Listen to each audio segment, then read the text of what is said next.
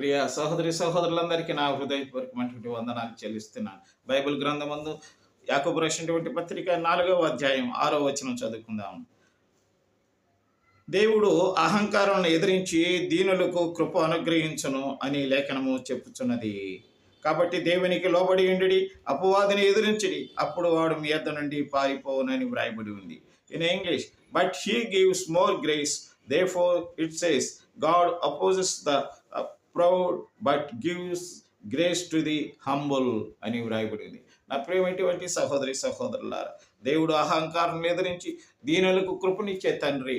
మనము ఆయనకు లోబడి ఆయన విధేయులంగా ఉంటే దేవుడు మనల్ని ఆశీర్వదించును గాక. దేవుడు మిమ్మల్ని మీ బిడ్డలందరినీ దీవించును గాక.